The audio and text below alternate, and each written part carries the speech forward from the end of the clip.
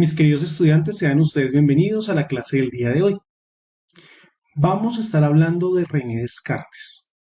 Vamos a analizar el concepto que él tiene sobre la idea de Dios. Entonces vamos a comprender que en el método cartesiano, en el pensamiento cartesiano, se encuentra incluida la idea de Dios. Vamos a pasar por alto algunas temáticas y nos vamos a concentrar entonces en el contexto histórico y en cómo él define la idea de Dios. Descartes nace para el año 1596 en una ciudad al sur de París.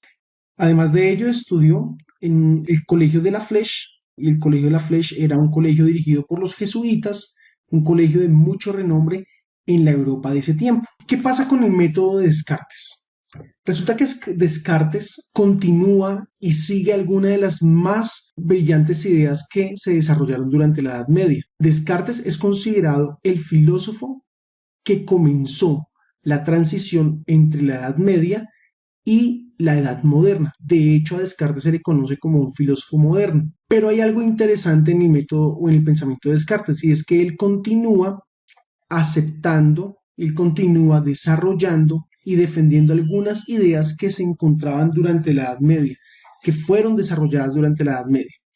Aunque él en muchas ocasiones mostró un breve rechazo al método de la Edad Media, no rechazó los conceptos y las ideas que emergieron en ese momento. Entonces, digamos que la idea como la existencia de Dios, la idea como el aceptar que existe el alma, que vienen de la Edad Media, pues fueron desarrolladas por René Descartes.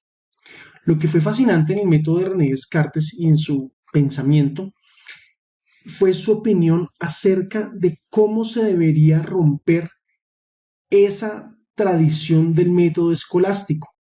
El método escolástico se acostumbraba a argumentar sus ideas apelando a autoridades. Y René Descartes dice, no, el hecho de que yo apele a autoridades puede ser que yo no esté haciendo un correcto uso del pensamiento o que yo esté diciendo algo que no sea verdadero, algo que no sea cierto. Por lo tanto, el apelar a la autoridad no garantiza que haya una verdad.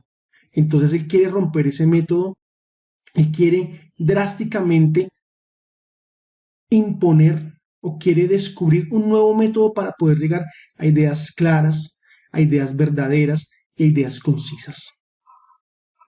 Y además, pues lo que él hace es trasladar el lugar del sujeto en el mundo, comprendiéndolo de una manera diferente.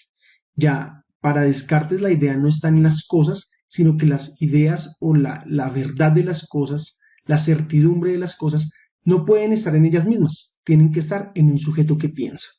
Entonces, esta es la manera totalmente renovada por medio de la cual René Descartes triunfó dentro de la filosofía.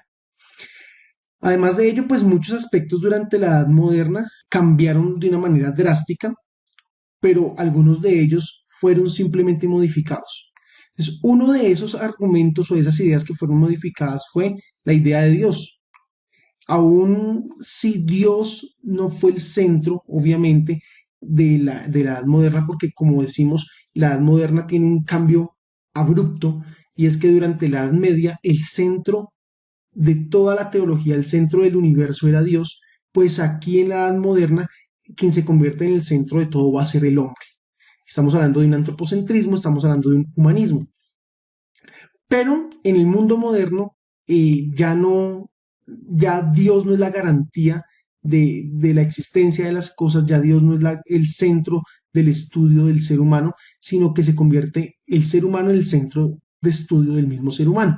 Recordemos que viene el renacimiento es querer volver a, a los autores clásicos como Platón, como Aristóteles, como Sócrates, una nueva experiencia con respecto al cuerpo humano. Para este tiempo las ciencias habían cambiado, eran mucho más exactas. Entonces todo esto hacía que el hombre considerara que él mismo era la medida de todas las cosas. Cabe resaltar que Dios, al no ser el centro del mundo moderno, fue el centro de muchas discusiones.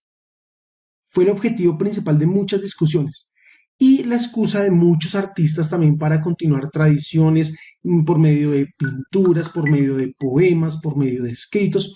Y pues lo que ocurre es que el pensamiento se dividió. Muchos aceptaban la idea de Dios, pero otros la rechazaban. Como ya les venía diciendo, los filósofos clásicos comenzaron a ser estudiados, comenzaron a ser leídos, y esto llevó a que los nuevos filósofos llegaran a lo más profundo del pensamiento filosófico. Miren, no solamente sufrió un cambio el mundo del pensamiento, sino también el mundo económico, el mundo sociopolítico. Pues ya no hubo una transformación porque ya no se vivía un mundo feudal, sino que comenzó a introducirse lo que es llamado como el capitalismo. El capitalismo responde a una idea que fue añadida o que fue creada por el mundo protestante, por la ideología protestante. También la economía pues no fue enfocada en lo que era la agricultura, sino que hubo un éxodo rural, es decir, se abandonaron los campos y se comenzaron a poblar las ciudades. Este éxodo también hizo que muchas personas quisieran educarse, que muchas ideas convergieran y que muchas de esas ideas comenzaran a ser desarrolladas por muchos pensadores. Lo más importante en este periodo fue la producción. Entonces, como hay un éxodo rural, entonces todo va cambiando y el hombre se va poniendo en la cima de la jerarquía política, en la cima de la jerarquía del conocimiento y demás. Como consecuencia de esto, el pensamiento humano se basó en lo que el cristianismo decía. Entonces, por ejemplo, las jerarquías de gobierno, la dicotomía entre el paganismo, lo que era lo mundano, lo que era el pecado del reino de Dios, la necesidad de ser salvado, el teocentrismo y diferentes disputas contra lo que eran el pensamiento de los herejes en ese tiempo, pues fueron categorías que emergieron en el mundo de Descartes y que nosotros todavía tenemos, que tenemos todavía en estos días. La teología nunca cesó, el pensamiento con respecto a Dios nunca cesó. Y todos estos pensamientos comenzaron a emerger y muchos pensadores y filósofos comenzaron a surgir del cristianismo para poder defender la idea de Dios y para poder defender su doctrina, para poder defender también su idea del reino de Dios. Todo esto ocurre en un momento histórico, una coyuntura histórica y una transición. Pues lo que hace Descartes es jugar un papel muy importante porque en este tiempo donde ya no, donde algunos comienzan a rechazar la idea de Dios, donde algunos comienzan a dudar de la idea de Dios, pues Descartes continúa esa tradición de querer afirmar que Dios existe y que el alma existe, ¿no? Lo primero es que debemos tener en cuenta que Descartes vivió en la guerra a los 30 años y esa guerra, Descartes era católico y esa guerra era entre católicos y protestantes. Esta guerra hizo ver en Descartes la inutilidad de la guerra por defender doctrinas, la inutilidad de la guerra por defender la existencia de Dios y más bien hizo emerger de él la idea de que se tiene que defender la existencia de Dios a partir de argumentos y no a partir de guerras violentas que acaben con la humanidad, que se tienen que defender las doctrinas, pero a partir de ideas que fomenten el diálogo. Durante un tiempo de paz, mientras ocurría la guerra, pues esto hizo que en Descartes surgieran muchas ideas. Una de esas ideas era, ¿por qué yo sigo pensando o porque yo sigo afirmando lo que me han enseñado? La cultura va cambiando, la sociedad va cambiando, todo va cambiando. ¿Qué puede hacer que yo tenga la garantía de lo que yo sé es verdad, es real, es cierto? Entonces, lo primero que hizo fue meditar. Y en la meditación encontró que debía dudar de todas las cosas que le habían enseñado. Y dudando de la tradición, dudando de lo que le enseñaron en la escuela, dudando incluso de la misma existencia de Dios, de su propia existencia también dudó, él llega a una conclusión. Descartes llega a concluir o a experimentar su propia existencia. Él por allá se mete a un cuarto oscuro, dice todo lo que he visto, todo lo que he aprendido, todo eso lo voy a sacar de mi mente, todo eso no es verdad, todo eso no es real, por lo tanto, ¿de qué es lo único que yo puedo estar seguro? Y llega a la conclusión de que lo único de lo que él puede estar seguro es de que existe. Y dice, bueno, ¿por qué puedo estar seguro de que existo? Y dice, porque pienso. Por lo tanto, si yo me doy cuenta o caigo en cuenta de que estoy pensando, de que estoy meditando, si yo dudo, pues estoy pensando, me doy cuenta de que verdaderamente existe, de que verdaderamente existo. Si yo no existiera, pues no podría dudar. Entonces, él dice que fue llevado a esa idea de que realmente todo lo que él dudaba fue puesto como entre paréntesis, pero cayó en cuenta de que en ese momento él estaba pensando. Y fue una manera drástica de cambiar la epistemología o la manera como se pensaba en ese tiempo en el que él vivió. Además de eso, probó la existencia de Dios. Y a esto se le llamó la metafísica, porque él dice, ojo, nuestros sentidos nos pueden engañar. Lo que nos han dicho porque apelan a las autoridades, eso nos puede engañar. Todo lo que está aquí en este mundo nos puede engañar.